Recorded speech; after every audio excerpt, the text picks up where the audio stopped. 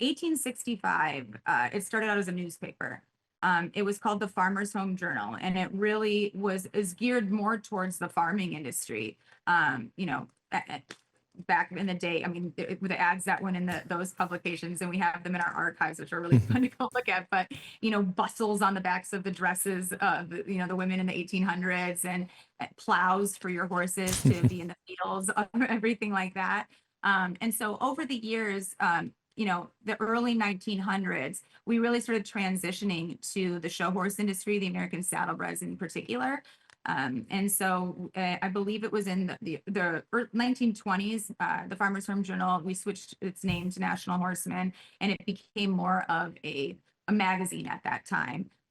You know, it wasn't kind of the glossy magazines you see today, but over the years, as you know, printing progressed and you know, became a little bit more prevalent, it became more of a standard magazine and became monthly. And then when my mom took over, she was the 5th publisher in its history since 1865. You know, she kind of put a little bit more fun spin on it. She added some additional issues during like the busy summer season. You know, she came out twice a month. And then, you know, it kind of, when I took over, it grew from there. So just bringing in new ideas. That's what I wanted to hone in on is a little bit is you guys added elements to the magazine that had already been established for decades, but you added your own kind of feel to it. And how do you feel like that made a difference? And maybe share with the listeners, like what gave you those ideas, and how did you bring something new rather than just go with the flow and kind of fizzle out? Yeah. You know, I think people think horse magazine and it has to have a certain look. It's, you know, Western or whatnot. To me, I always loved fashion. I always loved, you know, Vogue and Elle magazine and all of those. And as I was working for my mom, I never understood why we couldn't take that concept of a luxury lifestyle magazine and incorporate it into the equestrian world. You know, horse people, they all, you know, they love traveling, they love shopping, especially from the upper echelon levels.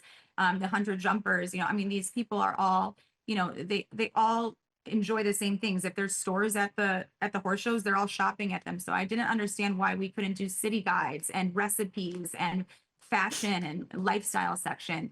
And so my goal when doing the asset purchase and buying the National Horseman name, you know, I really formed my own company. I bought, you know, the name National Horseman and kind of started my own thing.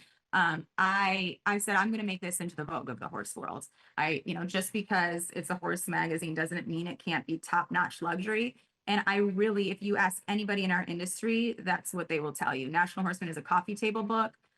It is known for its luxury print, its paper quality, just the design level, the way every single page, I pour my heart into every page of the magazine because I want it to look like a high-end fashion magazine. And so that really was able, you know, that we were able to kind of forge our own path in that realm. Nobody had ever really done anything like that.